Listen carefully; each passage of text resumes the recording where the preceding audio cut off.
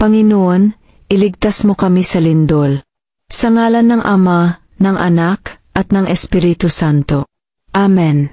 Panginoong Diyos na makapangyarihan sa lahat, lumikha ng langit, lupa, at buong sanlibutan. Lumalapit kami sa iyo na may kababaang loob at buong pagtitiwala.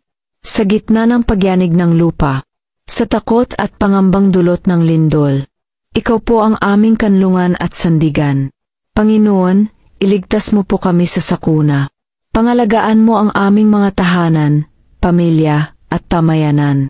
Itago mo po kami sa iyong mga pakpak, upang kami hindi mabagabag at mapahamak. Patibayin mo ang aming loob, upang sa gitna ng lindol ay manatili kaming kalmado, maingat at mapagmatyag. Gabayan mo ang mga tagapagligtas, mga bombero, pulis, medical team at volunteers, upang sila'y makakilos ng mabilis at ligtas. Panginoon, turuan mo rin kaming maging handa, at maging responsableng tagapag-ingat ng kapaligiran. Huwag mo pong hayaang ang takot ay mangibabaw. Bagkus, pagibayuhin mo ang aming pananampalataya sa iyo. Sa oras ng sakuna, ikaw ang aming sandigan. Sa oras ng panganib, ikaw ang aming kaligtasan. Sa iyo kami nagtitiwala, Panginoon ng buhay at pag-asa. Iligtas mo po kami sa lindol at sa anumang kapahamakan. At panatilihin mo kaming ligtas sa iyong pag-ibig.